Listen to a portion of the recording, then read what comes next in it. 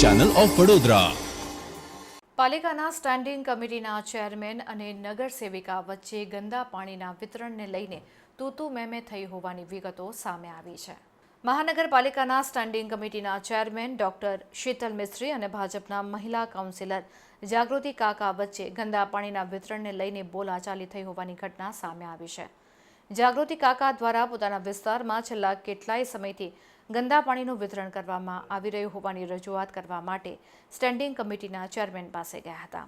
આ સમયે સ્ટેન્ડિંગ કમિટીના ચેરમેન દ્વારા તમારા કોઈ પણ પ્રકારના કામો અમે નહીં કરીએ કેમ કે તમે સ્થાયીમાં અમારા કામ માટે તરફેણ કરતા નથી તેવું કહીને નગરસેવિકા જાગૃતિ કાકાનું અપમાન કર્યું હોવાની વાત જાગૃતિ કાકાએ મીડિયા સમક્ષ કરી હતી। તો બીજી તરફ ચેરમેન શીતલ મિસ્ત્રીએ જાગૃતિ કાકા સામે મોટું નિવેદન આપ્યું કે કેટલાક નગરસેવકો સામે સ્ટેન્ડિંગ કંપનીના ચેરમેન તરીકેની મારી કામગીરીને લઈને ખોટા વિષય બનાવી ઊભા કરવાની એક સુઆયોજિત ચાલ હેઠળ ષડયંત્ર કરવામાં આવી રહ્યું છે। જાગૃતિ કાકાના કામો આ વખતે અમે મંજૂર પણ કર્યા છે અને તે કામોને બહાલી પણ મળી ગઈ છે।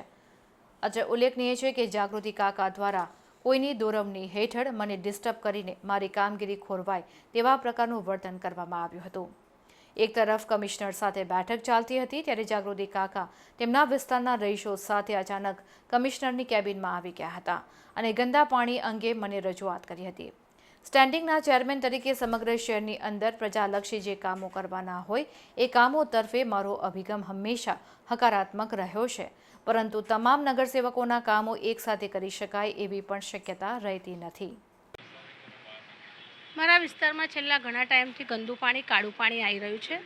એના માટે હું કમિશનર સાહેબને મળવા માટે આવી હતી। ચેરમેનશ્રીને પણ મેં રજૂઆત કરી હતી કે ચેરમેનશ્રી મારા વિસ્તારમાં કાળું પાણી આવે છે। આજે હું નવાપુરા વિસ્તારમાં ગઈ કહાર મોહલ્લામાં, ત્યાં આગળ અમારા શિક્ષણ સમિતિના સભ્ય નિલેશભાઈ છે, એ પણ સાથે જ હતા, નિલેશભાઈ પણ હતા।